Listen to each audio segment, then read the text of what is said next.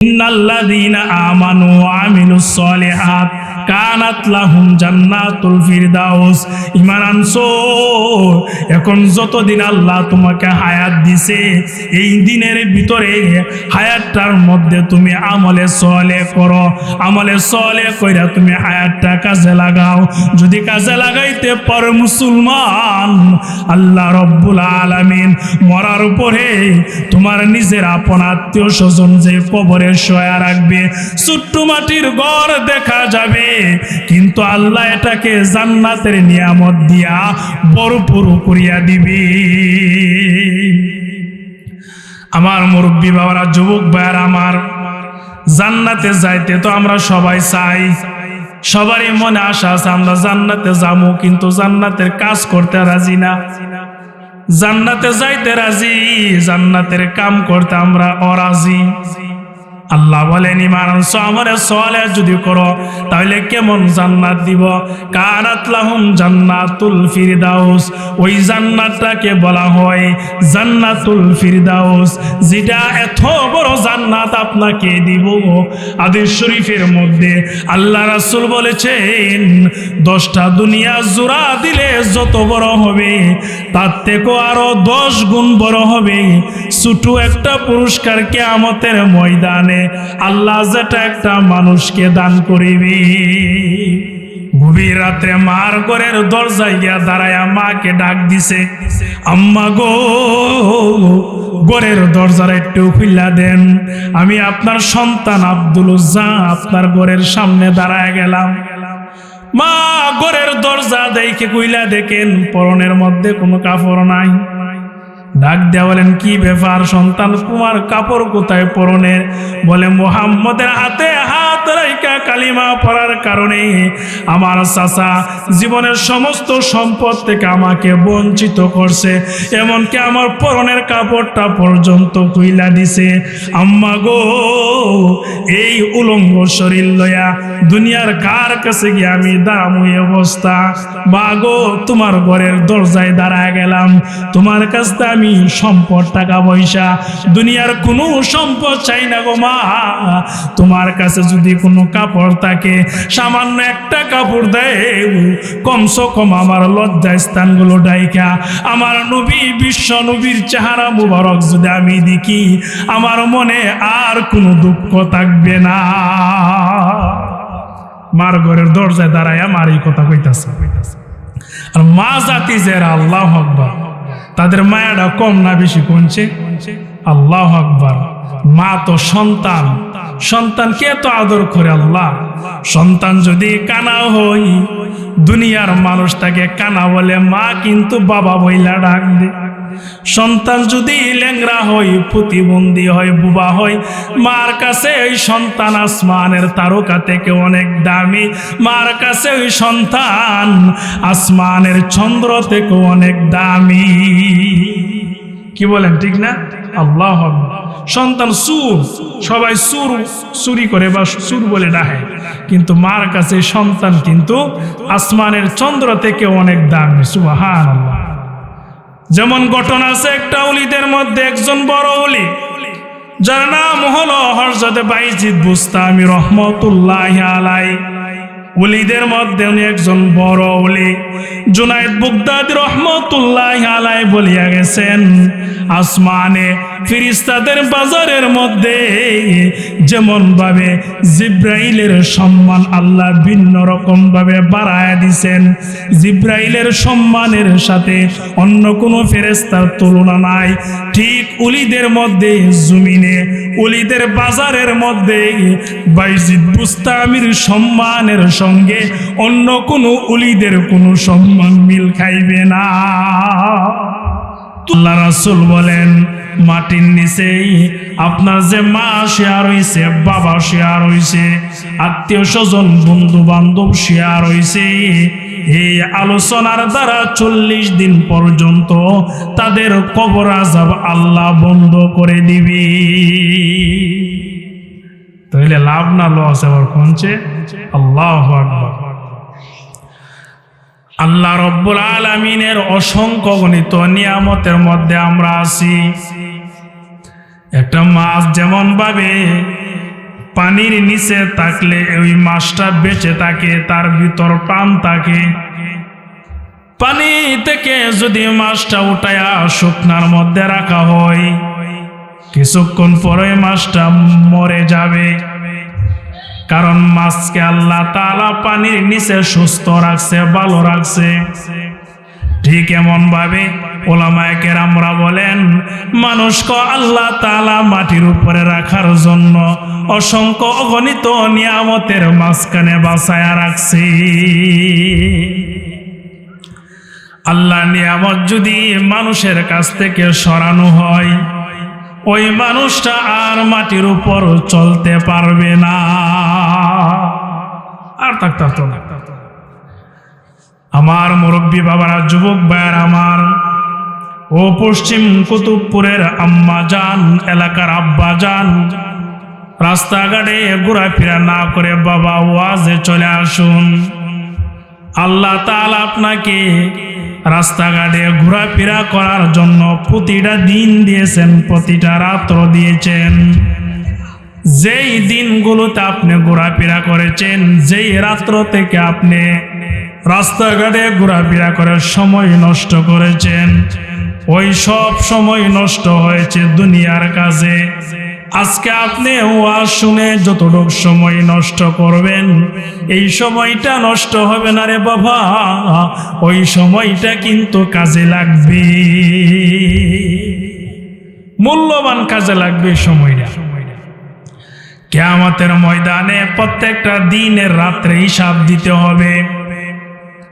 কিয়ামতের ময়দানে প্রত্যেকটা অঙ্গ প্রত্যঙ্গের হিসাব আল্লাহর কাছে কিন্তু দিতে হবে। আপনি আমার শ্বাস নিঃশ্বাস যে ব্যবহার করতেছি, আল্লাহর দানা পানি খেয়ে যে নিজের জীবনটাকে শক্তিশালী বানাইয়া দুনিয়ার কাছে কাটাইতেছি, এই শক্তির হিসাব কিন্তু আল্লাহর কাছে দিতে হবে।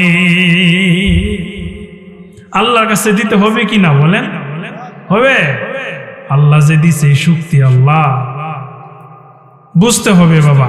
উলামায়ে কেরামদের সামনে না আসলে কেডা বুঝাইবে এই কথা? কোনছে ডাক্তারে আপনার শরীর সুস্থ তাহার ওষুধ দিব, ইঞ্জিনিয়ারে আরামে তাহার লাগে একটা বাড়ি বানাইবার পরামর্শ দিব, কিন্তু উলামায়ে কেরাম আপনার অন্তর গুনাহ থেকে মুক্ত থাকার ওষুধ দিব। সুবহানাল্লাহ কইতেন না নি? গুনাহ থেকে যদি আপনার অন্তরটা মুক্ত থাকে, তাইলে ইঞ্জিনিয়ারি মাটির উপরে, ডাক্তারের চিকিৎসাও মাটির উপরে, কিন্তু উলামায়ে কেরামের চিকিৎসা মাটির নিচেও যা। সুবহানাল্লাহ। তাদের কথা শুনে যদি অন্তরটা পবিত্র বানাইতে পারেন, এই পবিত্র অন্তর নিয়ে কবরে গেলে এই কবরে শান্তি হবে না? আল্লাহু আকবার, শান্তি জায়গা। আল্লাহ নি মাফ কইরা জান্নাত দেয়। একজনে মিথ্যা কথা বলে, একজন অপরাধ করে, একজনের সুদ খায়, ঘুষ খায়, নামাজ পড়ে না, নামাজ ছাড়িয়া দেই, আজান শোনার পরও শতানি করে, শতানের কাজে, দুনিয়ার কাজে ব্যস্ত থাকে। ওই মানুষটাকেও যদি আপনি জিজ্ঞাসা করেন, কেউ ভাই নামাজ কেনে ছাইরা দিছ, সে উত্তর দিবে, আল্লাহ যদি দয়া করে ক্ষমা কইরা আমাকে জান্নাত দান করে, এটাই আমার সবচেয়ে বড় চাওয়া পাওয়া। প্রত্যেকটা মানুষের অন্তরে জান্নাতে যাওয়ার চিন্তা ফিকির আছে নাকি? নাই, আছে। আল্লাহু আকবার। চাচা আপনি উপরে হিসাব এদিকে আইন, সুন্দর লাগবে আপনার, আমি আল্লাহ বই লিজি তো আইন, বইনি দিকে। আমার মুরব্বী বাবারা, যুবক ভাইয়ার আমার, আমরা যে জায়গায় জায়গায় প্রতিদিন ওয়াজ করি, আপনারাও বিভিন্ন জায়গায় ওয়াজ শুনেন। এই ওয়াজ করার কারণ, এই ওয়াজ শোনার কারণ, একমাত্র উদ্দেশ্য একটাই, আল্লাহ যেন আমাকে জান্নাত দান করে, আল্লাহ যেন আমার প্রতি রাজি খুশি হয়ে আমাকে মাফ কইরা দেয়।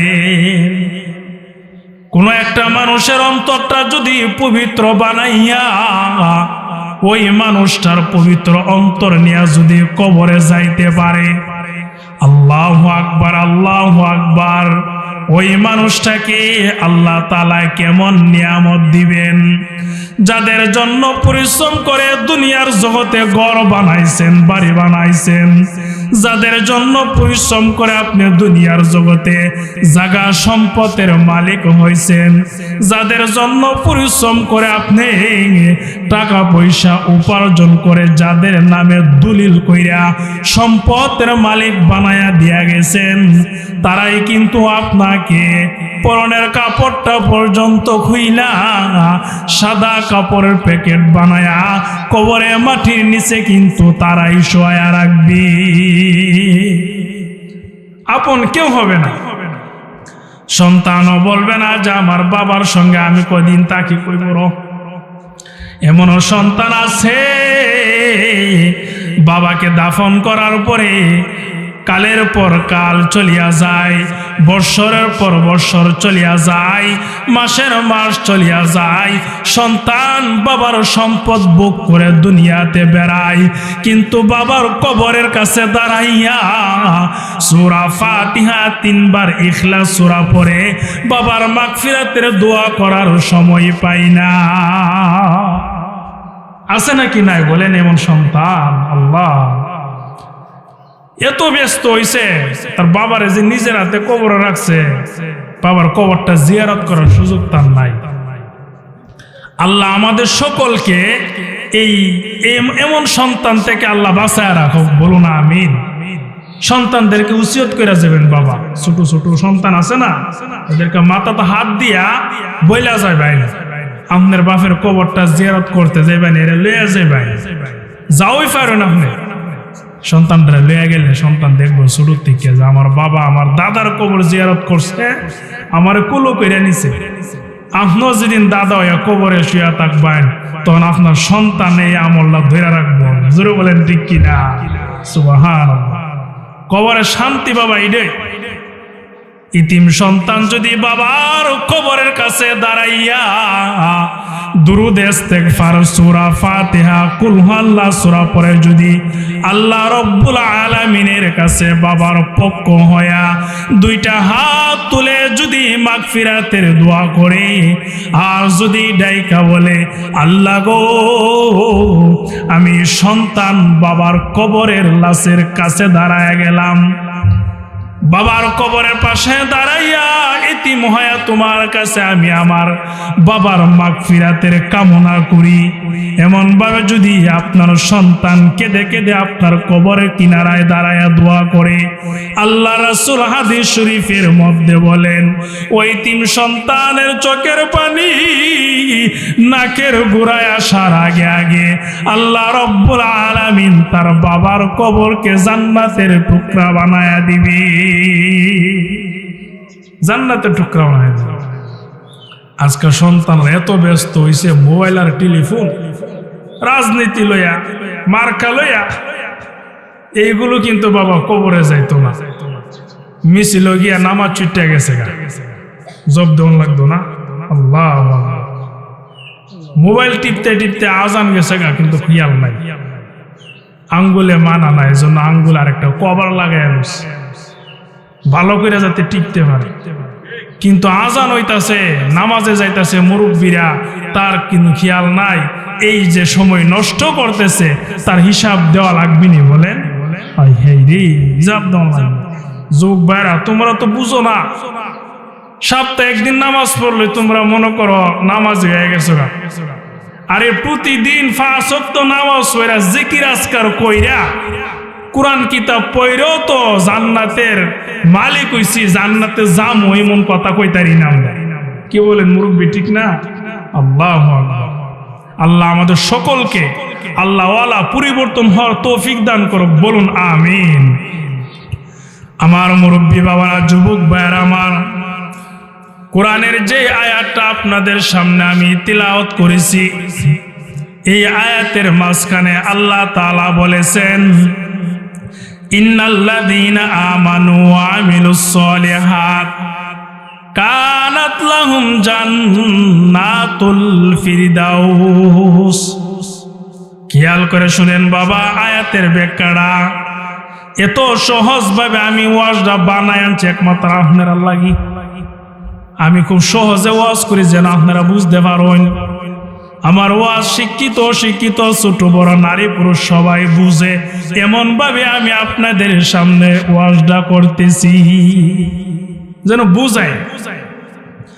আল্লাহ ওই আয়াতের মধ্যে বলেন, ইন্নাল্লাযীনা আমানু ওয়া আমিলুস সলিহাতি কানাত লাহুম জান্নাতুল ফিরদাউস। ভাই কমে গেছে, একটু আওয়াজ একটু বড় করে দিন। আল্লাহ বলেন, ঈমান আনছো তাইলে আমলে সলেহ করো। আমানু ওয়া আমিলুস সলিহাত, হে দুনিয়ার বান্দা বান্দিরা নারী পুরুষ, দুনিয়াতে আসার পরে তোমরা ঈমান আনছো। ঈমান তাই না লাইছে, আমরা ঈমান আনছি না। ঈমানদারের ঘরে জন্ম হইছে, কালিমা পারি, আল্লাহরে বিশ্বাস করি, ফেরেশতারে বিশ্বাস করি, রাসূল বিশ্বাস করি, আখিরাত বিশ্বাস করি, কবর বিশ্বাস করি। এইগুলোর উপর বিশ্বাস করার নাম হইতো ঈমান। কি বলেন, ঠিক না? আমরা ঈমান আনছি। ঈমান বাবা এত দামি সম্পদ, এত দৌলত, এত দামি দৌলত। ফেরাউন কিন্তু রাজত্বের মালিক ছিল, বাদশাহীর মালিক ছিল, কিন্তু ইমানের মালিক হতে পারে নাই, যার কারণে ফকির মিসকিনের মতন দুনিয়ার থেকে বিদায় হয়েছে। নমরুদ রাজত্বের মালিক ছিল, রাজাহি বাদশাহী পরিচালনা করেছে, এমনও রাজা গেছে গোটা পৃথিবী পরিচালনা করেছে, তারপরও ঈমান আনতে পারে নাই। ঈমানের মালিক হইতে পারে না। টাকা আছে, পয়সা আছে, ঈমানদার হইতে পারে নাই। ঈমান বাবা সমস্ত সম্পদের মূল হলো ঈমান। যার ঈমান ঠিক আছে, ওই মানুষটা যদি দুনিয়ার কুরের ঘরে ঘুমায়, বন দিয়ে একটা ঘর বানায়া, খেজুরের পাতা দিয়া যদি ঘর বানায়া ওই মানুষটা দুনিয়াদারি করে, ঈমানদার নিয়া যদি কবরে যাইতে পারে, আল্লাহ তার জন্য কবরের জগতে জান্নাতের ভিতরে রাজপ্রাসাদের ব্যবস্থা কইরা রাখছে। ঠিক না যুবক ভাইরা? আল্লাহু আকবার। আমরা তো ঈমান নষ্ট করে গেলে একটা চা খাই, গরুর মাথার দাম আছে, হাজার অনেক টিয়া লাগে, খাসির মাথা তো আরো দাম, মানুষের মাথা 5 টাকার লিগার চা, ঠিক না? একটা সিকেট মানুষের মাথা কিনা, মানুষ বুঝে নাই গুলো। যাক, আল্লাহ আমরা বুঝার তৌফিক দান করুক, জোরে বলুন আমিন। আলহামদুলিল্লাহ, কিছু মানুষ হইছে, আল্লাহ আপনারা মাফ করুক, আমি দোয়া করি। ঈমান এমন একটা জিনিস, কিয়ামতের ময়দানে ঈমানের টিকিট যদি আপনি জমা দিতে পারেন, তাইলে আল্লাহ আপনাকে জান্নাতের টিকিট হাতে তুইলা দিবে। ঈমানের টিকিট চাইবে আসরের দিন। ফেরেশতারা আয়েশা বলবো, এ মুসলমান, দুনিয়ার জগতে আল্লাহ তোমাকে ইমানদার বাবার ঘরে পাঠাইছিল, মা ছিল মুসলমান, তোমার বাবাও ছিল মুসলমান, মুসলমানের বংশতে তোমাকে আল্লাহ পাঠাইছে। ওই মুসলমানের ঘরে জন্মগ্রহণ করে তুমি কি নিয়ে আসছো? ঈমান নামের টিকিটটা কোথায়? এটা বের করিয়া দাও। যদি আপনি ঈমানের টিকিটটা ফেরেশতাদের হাতে জমা দিতে পারেন, ফেরেশতারা আপনার টিকিট বুঝা পাইয়া জান্নাতের টিকিট আপনাকে বুঝাইয়া দিবে। জান্নাতের টিকিটটাও বুঝাই দিবে। জান্নাতের টিকিট এটা আবার বিভিন্ন প্রকার আছে। দুনিয়াতে যদি কেউ কোথাও যায়, জমিদার যারা, তারা যদি গাড়ি তুড়ে, তাদের টিকিটের দামও উন্নতি, তাদের জন্য গাড়িতে ভিআইপি সিটও ব্যবস্থা করা আছে, ঠিক না? যেবার টেহাটোয়া না, এবার গাড়ি দেখলে কোন রকম উঠটানি যাওন যা, কিছু সময় বয়া থাকবে, কিছু সময় খার হইয়া থাকবে। টিকিট এত মূল্যও নাই, নর্মাল টিকিট। হাসরের ময়দানে যারা আলেম, যারা হাফেজ, যারা হাজি গাজী শহীদ, আল্লাহ ওয়ালা নামাজি যারা, তাদের টিকিটের মূল্য বেশি থাকবে। তাদের জন্য জান্নাতের ভিতরে আল্লাহ রব্বুল আলামিন রাজপ্রাসাদের ব্যবস্থা করে দিবেন।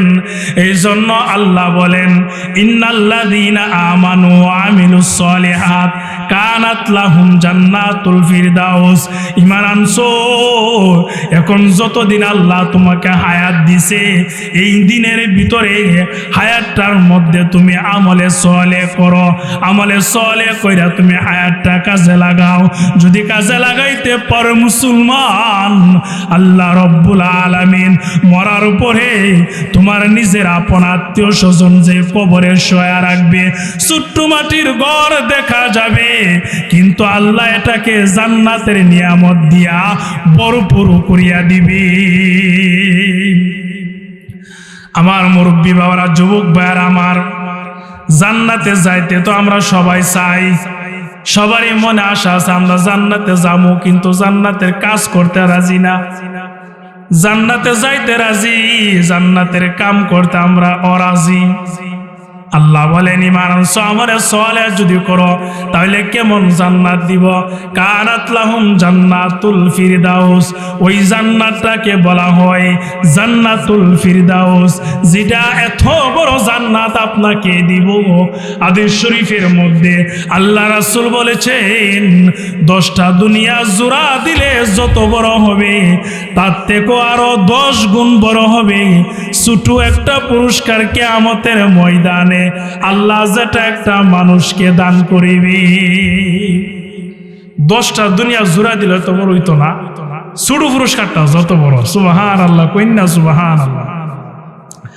আর যদি আমল কইরা, নামাজ কালাম পড়া, ঈমান নিয়া কবরে যাইতে পারেন, কানাত লাহুম জান্নাতুল ফিরদাউস, এমন একটা জান্নাত দিব যেটার কোনো সীমানা নাই, শেষ নাই, যেটার ভিতরে কোনো রোগ বেমার, করোনা, অসুস্থতা নাই, যেটার ভিতরে কোনো কষ্ট নাই। কেউ জীবনে বুড়া হইতো না, কেউ জীবনে কালা হইতো না, দিনে দিনে সুন্দর হইব, যৌবন বাড়ব। সুবহানাল্লাহ। অসুস্থতার কোনো নিয়ামত নাই এটার ভিতরে। এরপরে কতদিন থাকতে হবে এই কথাটাও আল্লাহ কয়া দিছে, খালিদিনা ফিহা লা ইয়াবগুনা আনহা হিওয়ালা। আল্লাহ রব্বুল আলামিন বলেন, এত সুন্দর জান্নাতের ভিতরে তুমি কতদিন থাকবে বান্দা?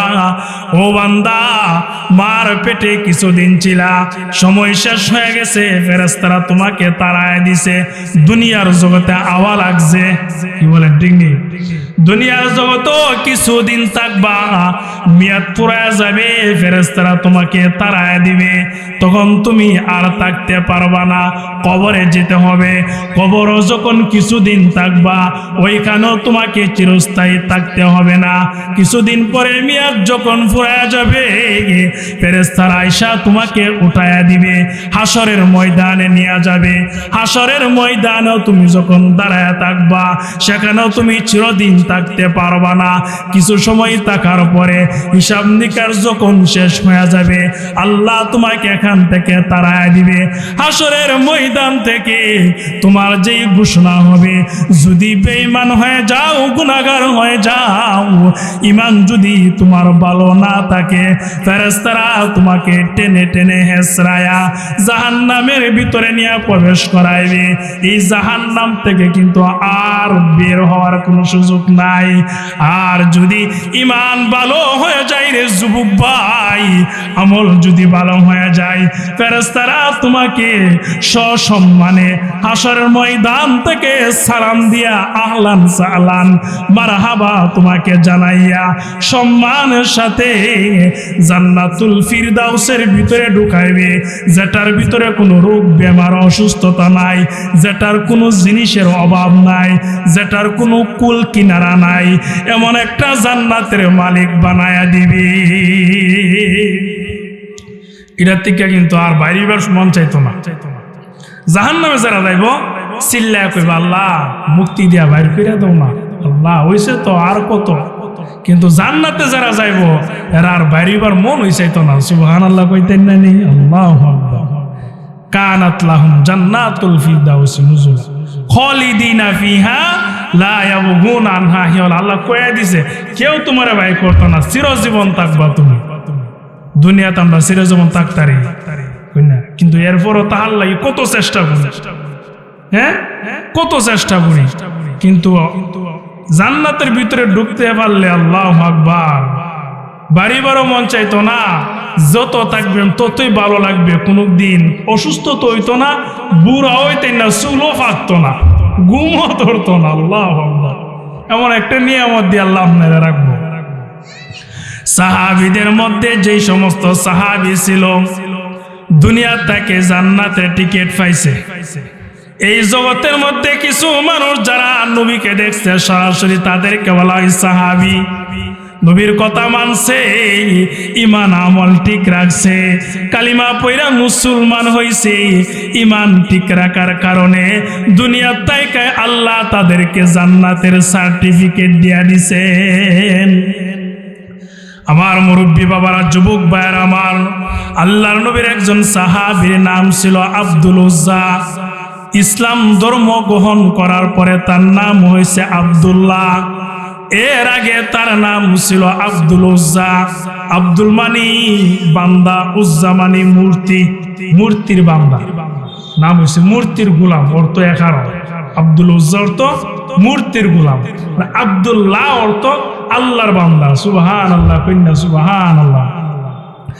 এই সাহাবী কালিমা পড়ে মুসলমান হয়েছে। মুসলমান হওয়ার আগে তার নাম ছিল আব্দুল উজ্জা। বাবা জমিদার পরিবারের সন্তান, তার বাবার অনেক সম্পদ ছিল। কিছুদিন পরে তার বাবা দুনিয়ার থেকে বিদায় হয়ে গেছে। বাবার সম্পদের মালিক হয়ে গেছে তার চাচা। একমাত্র বাবার ঘরের সন্তান, নাম হলো আব্দুল উজ্জা। বাবার সম্পদের মালিক হয়ে গেছে তার চাচা। চাচা তাকে খাবার দেয়, পরনের টাকা পয়সা সবকিছু, দুনিয়াতে যা প্রয়োজন সবকিছু চাচা তাকে দেখশন করে। তাফসীরের ঘটনাতে লেখেন চাচারও কোনো সন্তান ছিল না, একমাত্র ভাতিজা। মায়া লাগবো কি লাগতো না কোনছে। এরপর সম্পদের মালিক ভাই মরে গেছে, এত মায়া দয়া করত, যখন যা লাগে তা দিত। কিন্তু আব্দুল উজ্জা চাচার ঘরে তাইকা লালন পালন হয়ে কিছুদিন বড় হয়েছে। নিজের কানের মধ্যে খবর পাইছে আরবের মরুভূমিতে কুরাইশ বংশের মধ্যে আল্লাহ রব্বুল আলামিন একজন মানুষকে নবুয়ত দিয়া কালিমা শিখাইয়া, নবুয়ত দিয়া পাঠাইছে, কালিমা শিখাইয়া দিছে। ওই মানুষটার নাম হলো মুহাম্মদুর রাসূলুল্লাহ। আরবের মধ্যে ঘুরে ঘুরে মানুষকে কালিমার দাওয়াত দে, মানুষ তার হাতে হাত রাইখা কালিমা পড়ে মুসলমান হয়ে যায়। আর তার হাতে কালিমা পড়ে মুসলমান হইলে দুনিয়া আখিরাত দুটোটাই শান্তির জায়গা হয়ে যাবে। আল্লাহ রব্বুল আলামিন হেদায়েত দেওয়ার ব্যবস্থা করে দিয়েছেন। আব্দুল উজ্জার কানে যখন নবীজি সংবাদটা পৌঁছা গেছে, দৌড়ায়া নবীর কাছে আসা যাওয়া করে এক পর্যায়ে নবীর হাতে হাত রাইখা কালিমা পড়া মুসলমান হয়ে গেছে। মুসলমান হয়ে গেছে। খবরটা তো অনেক, মুসলমান যখন হয়েছে চাচার কাছে গেছে, গা তোমার ভাতিজা তো মুসলমান হয়ে গেছে। চাচা তো আবার মূর্তির পূজারী, কাফের ধর্মের অনুসারী। চাচা ডাইকে নিয়া বলেন, কিরা আব্দুল্লাহ, কি ব্যাপার? তুমি যে মুহাম্মদের দ্বারা আসা যাওয়া করো, কারণ কি? একদিন, 2 দিন, 3 দিনের মাথায় যখন জিজ্ঞাসা করেছে, আব্দুল উজ্জা আবার গোপন কথা প্রকাশ করে দিয়া বলেন, ও আমার চাচা, আমি মুহাম্মদের হাতে হাত রাইখা কালিমা পয়রা মুসলমানের ধর্ম আমি গ্রহণ করেছি। আমি মুসলমান হয়ে গেছি, মুহাম্মদের ধর্ম গ্রহণ করেছি। চাচা আবার ডাক দিয়া, কি কসবে না, আমার বয়স শেষ হয়ে যাইতেছে গা, তুই খালি মাত্র মাতলায় উঠছ, জোয়ান হয়ে উঠছ, সম্পদের হিসাব কিতাব তোরে বুঝায় ব্যবসা বাণিজ্য দিমু, কোটি কোটি সম্পদ তৈরি, তুই কালিমা বেরা ধর্মের উপর সুন কালিমাইরা অনেক কালিমা বেরা মুসলমানের খায়া বুঝে কাম পাইছ চাচা কইতাছে। তো সাহাবী আব্দুল উজ্জা চিৎকার দিয়ে ডাক দিয়ে চাচাকে বুঝাই দিলেন, আমার চাচা শুনেন, আপনি আমাকে যতই মায়া দয়া করেন, যতই ভালোবাসেন, আপনার ভালোবাসা মাটির উপরে থাকবে। আর আমি যে নবীর হাতে হাত রাইখা কালিমা পইরা মুসলমান হইলাম, ওই নবীর ভালোবাসা মাটির উপরও থাকবে, মাটির নিচেও কাজে লাগবে। চাচা আবার বলতেছেন, ছেড়ে দাও মুহাম্মদের ধর্ম, মুহাম্মদের ধর্ম, তুমি ইসলাম গ্রহণ করে আমাদের বাপ দাদার ধর্মের উপর সুনকালি মারছো।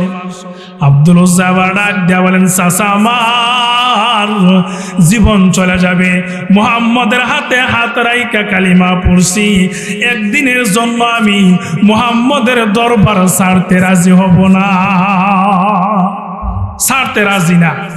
চাচা হইতেছে, তাইলে আমার বাড়িতে বাইরে যাওয়া, ঠিক আছে গেলাম।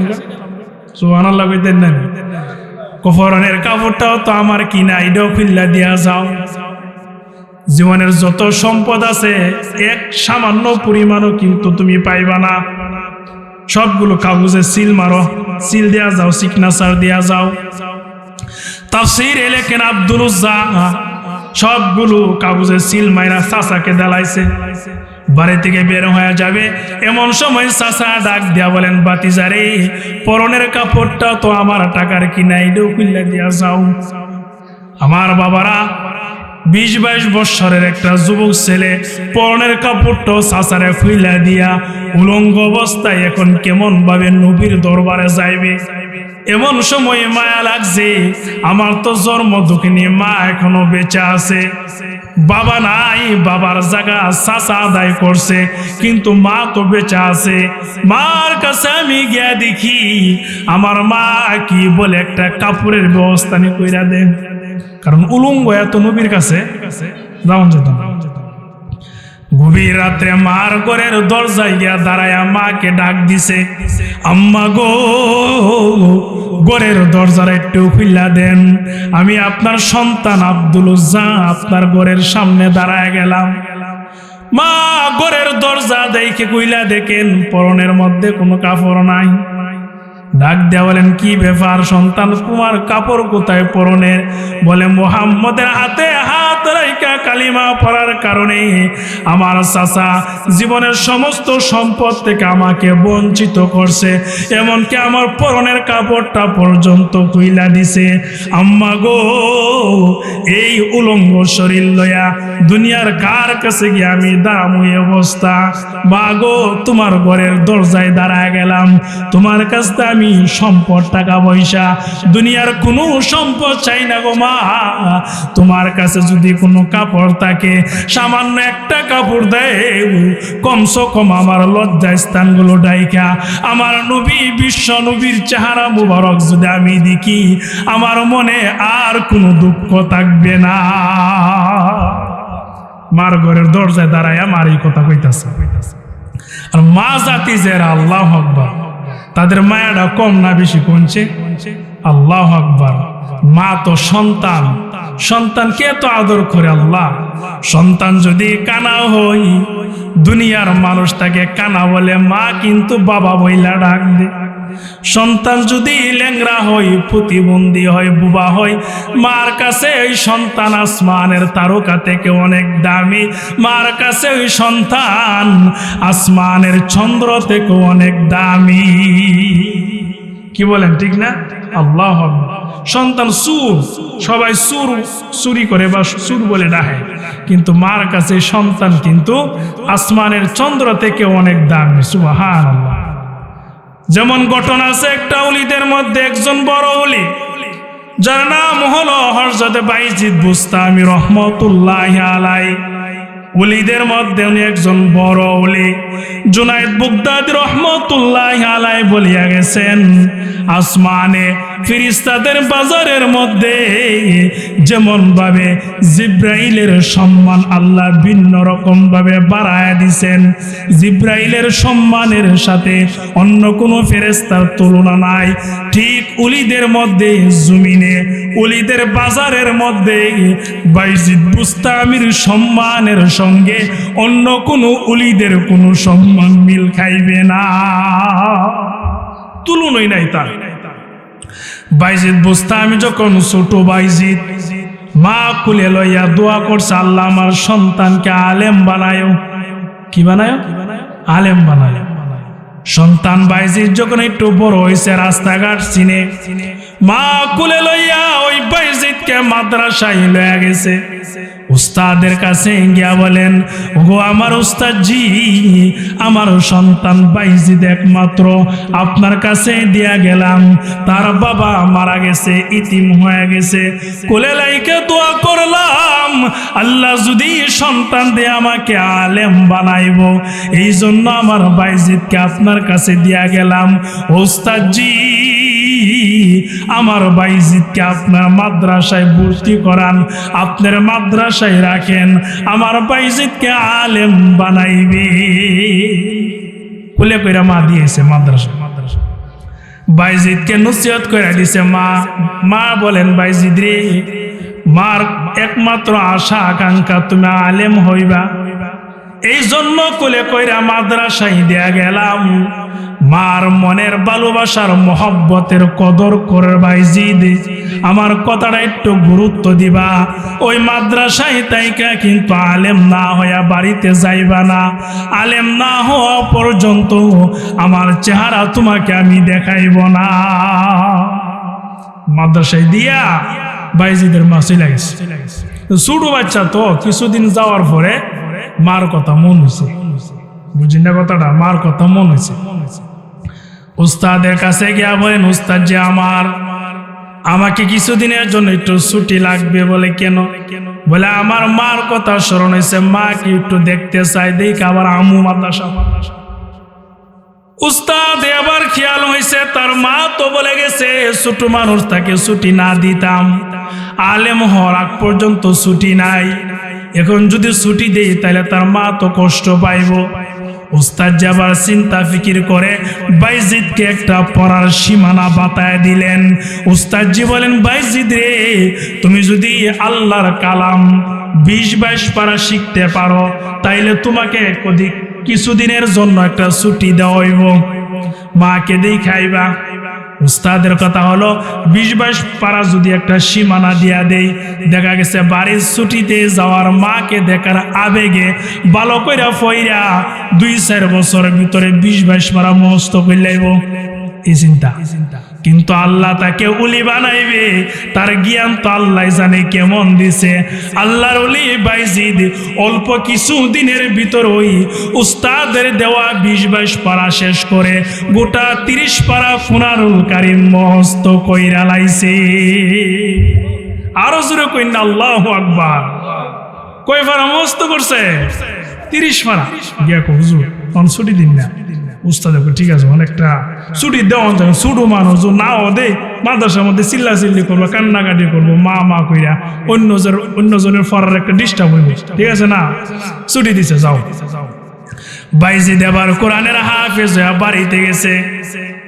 মার ঘরের দরজার সামনে গিয়া সন্ধ্যা হয়ে গেছে, রাত্র হয়ে গেছে, মার ঘরের দরজায় গিয়া দাঁড়ায় মাকে ডাক দিছে, ওগো আমার আম্মা, ঘরের দরজাটা খুলিয়া দেন, আমি আপনার একমাত্র সন্তান বাইজিদ, আপনাকে দেখার জন্য আসছি গো মা, এক নজর আপনার চেহারা দেইখা চলে যাব। ভিতর থেকে মা ডাক দিয়া বলেন, ওরে আমার সন্তান বাইজিদ, কেমন করে তুমি আসছো বলো বলো, আলেম হইছো নাকি এমনি আইছো? বাইজিদ আবার ডাক দিয়া বলেন, মা আলেম হই নাই, এমনিতে আপনাকে দেখার আবেগ উঠছে, এই জন্য দেখতে আইছি। বাইজিদের মা ঘরের ভিতর থেকে দরজা আটকায়া বলেন, সন্তান, আলেম না হইলে কিন্তু আমার ঘরে জায়গা নাই, আমার চেহারা দেখতে পারবা না আলেম না হইলে। তুমি অজিদ আমার বাইজিদের মতো আমাকে ডাকতেছো আম্মা আম্মা বলে, আমার বাইজিদকে আমি মাদ্রাসায় দিয়ে আসছি, আলেম হয়ে আসবে আমার ঘরের দরজায়, কেমন করে রে সন্তান, আলেম না হয়ে আসছো, তোমাকে আমার চেহারা দেখাইব না, ঘরের দরজা খুলব না, আলেম না হওয়া পর্যন্ত তোমাকে আমার সন্তান বলে দাবি করব না। এমন ভাবে ডাকতেছে, কিন্তু আর দরজা খুলছই না। বাইজিদ কষ্ট পায়, আর কই যাইব, আবার মাদ্রাসা গেছে। সুবহানাল্লাহ কইতেন না নি? মাদ্রাসায় গিয়ে উস্তাদের কাছে বলেন, উস্তাদ যে আমার আম্মা তো কইছে আলেম না হয়ে গেলে দরজা খুলতো না, আজকে আলেম হয়ে যাবো, আবার আইসি। সুবহানাল্লাহ। এমন ভাবে পড়াশোনা শুরু করে দিয়েছেন, তার জীবনের মধ্যে পাওয়া যায় এক টানে 17 বছর পার হয়ে গেছে। 17 বছর পর্যন্ত মার চেহারা দেখে নাই, মা ও তাকে দেখতে আসে নাই, বাইজিদও যাওয়ার সুযোগ হয় না। 17 বছর পরে আলেম হইয়া, হাফেজ হইয়া, আলেম হইয়া এবার আগামীকাল দিনের বেলা মাদ্রাসায় অনুষ্ঠানের মাধ্যমে বাইজিদকে পাগড়ি দেওয়া হবে, পাগড়ি দিয়া ছুটি দেওয়া হবে। এমন সময় আগামীকাল অনুষ্ঠানের মধ্যে যেমন ভাবে বড় বড় জায়গা থেকে বড় বড় আলেমরা আইসা হাফেজ ছাত্রদেরকে পাগড়ি দেয়, হাফেজ ফাঁকরি দেন না। আপনার নাতি পুতি যারা হাফেজ হইছে দেখবেন ওয়াজ বড় হুজুর আইনা দাওয়াত দিয়া মানুষের সামনে একটা ফাঁকরি মাথার মধ্যে ফেসায় দেয় সাদা কাপড়ের। বাইজিদের উস্তাদ এমন অনুষ্ঠান আগামীকাল দিনের বেলা বাইজিদকে আলেমের ফাঁকরি দিবে। রাত্রে বেলা ঘুমাইছে মদিনার কামলাওয়ালা বিশ্ব নবী রাহমাতুল লিল আলামিন, গভীর রজনীতে বাইজিদের উস্তাদের সঙ্গে মোলাকাত হয়ে যায়। আল্লাহর নবী আয়েশা বলেন, ওরে বাইজিদের উস্তাদ শুনো শুনো, তোমাকে একটা সবক দেয়া যায়। আগামীকাল বাইজিদকে তুমি আলেমের পাগড়ি দিবা। একটা পাগড়ি দিলে হবে না, আমি নবীজির পক্ষ থেকে অনুমতি দেয়া গেলাম। আগামীকাল বাইজিদকে আলেমের পাগড়ি দেওয়ার সঙ্গে সঙ্গে তাকে মারিফতের উলির জগতের একটা পাগড়ি পুরস্কার দিয়া 2টা পাগড়ি তার মাথার মধ্যে লাগাইয়া ওই বাইজিদকে জগতের উলি বানায়া তার মার কাছে পাঠায়া দিবা। আল্লাহ দাম বাড়াইছে না কমাইছে? নবীজি স্বপ্নে দেখা গেছে। পরের দিন সকালে 2টা পাগড়ি দিয়া বাইজিদকে ফাড়াইছে, যাও এবার মারে দিকাও। এবার 17 বছর পরে সন্তানকে 17 বছর আগে মা কুলে আসছিল, আর এখন হাইটা হাইটা বাড়িতে গেছে। গভীর রাত্র হয়ে গেছে, তাহাজ্জুদের সময় মার ঘরের দরজায় গিয়া দাঁড়ায়া ডাক দিছে, আম্মা গো, ঘরের দরজা একটু খুইলা দেন, আমি আপনার সন্তান বাইজিদ আলেম হয়ে আসছি। মা খুশিতে বলেন, সন্তান রে, আমি তোর মা অসুস্থ হয়ে গেছি, চোখের পাওয়ার নষ্ট হয়ে গেছে, কোন রকম ভাবে হামাগুড়ি দিয়া ঘরের দরজাটা খুইলা বাইজিদের বুকের সঙ্গে মার বুকটা লাগায় বলেন, বাইজিদ রে, 17 বছর আগে কুলে করে তোমাকে নিয়ে গেছিলাম মাদ্রাসায়, ওই সময় আলিফ বা তাও তুমি পারতা না। আজকে তুমি কুরআনুল কারীম মস্ত কইরা জগতের সমস্ত কিতাব পড়া আলেম হয়ে আমার কাছে আসছো। ও বাইজিদ, আসো আমার ঘরে আসো, আমি মা দুর্বল হয়ে গেছি, আগের মতন আর শক্তি নাই, চোখের পাওয়ার চলে গেছে, কানের শক্তি চলে গেছে। বাইজিদ রে, আল্লাহর কাছে আবদার করেছিলাম, আল্লাহ গো, আমার ওই সন্তানকে আলেম না বানায় যেন আমার মরণ না হয়। তোমার বাবা তোমাকে কুলে রাইকা দুনিয়া থেকে বিদায় হয়ে গেছে, ওই সময় আমি নিয়ত করেছিলাম তোমাকে আলেম বানাইব। আজকে যেহেতু আলেম হইছো, আমি মা যদি দুনিয়া থেকে বিদায় হয়ে যাই, কবর জগতে তোমার মা বাবার সঙ্গে আমার মোলাকাত হবে। আর আমি তোমার বাবার সঙ্গে যখন মোলাকাত হবে, তোমার বাবাকে আমি বলবো, স্বামী আমার, আপনার ঔরসের রেখে যাওয়া সন্তান বাইজিদকে আমি চোর বাটপার বেনামাজি চাঁদাবাজ বানাই না, আপনার ওই সন্তানকে আলেম বানাই আসছি, এই কথা তোমার বাবাকে বলবো। ওরে আমার বাইজিদ, যেহেতু তোমার চেহারা দেখছি, আর দুনিয়ার জগতে টাকার আমার চাহিদা নাই। যদি তাকি তাইলে তুমি আমার সেবা করতে হবে, কারণ আমি অচল হয়ে গেছি, এলেমের খেদমত করতে পারবা না। আল্লাহর কাছে দোয়া করি, উজুর পানি দেও উজু বানাইয়া, নামাজের বিছানা বিছাইয়া। বাইজিদের মা 2 রাকাত তাহাজ্জুদ নামাজ পড়ে বাইজিদকে ওলি হওয়ার জন্য দোয়া করে, আল্লাহর কাছে জীবন মরণ চায়া দুনিয়া থেকে শেষদারত অবস্থায় কালিমা পড়ে পড়ে বিদায় হয়ে যায়। কোনো মানুষের মরণ হয় গানের আসনে, কোনো মানুষের মরণ হয় বাজারে গুনার আড্ডায় টিভির সামনে। বাইজিদের মার মরণ হয়েছে নামাজের বিছানাতে সেজদারত অবস্থায়। ও বাবা, ও দাদা, ও আম্মা জান, আমরা যদি এমন নিয়ত করি সন্তানকে আলেম বানাইব, এই নিয়তে যদি সন্তানকে ছোট থেকে বড় করি, অবশ্যই আল্লাহ আমাদেরকে এমনভাবে কবুল করবে। আল্লাহ আমাদের সকলকে তৌফিক দান করুক, বলুন আমিন। আজকের এই সম্মেলন কবুল করুক, বলুন আমিন। যারা মেহনত করে সাজায় গুজাইছে তাদেরকে আল্লাহ মাফ করুক, বলুন আমিন। মুরব্বী বারবারা, আলোচনাটা অনেক লম্বা, সময় শেষ, আর করার সুযোগ নাই। আল্লাহ বাসাইল অন্য আরেকদিন করুন নে। আজকে উদ্দুরিতা হোক, দোয়া চাই, আমিও দোয়া চাই, আপনার জন্য দোয়া করি। আপনার ইমাম সাহেব দাওয়াত করছে আমার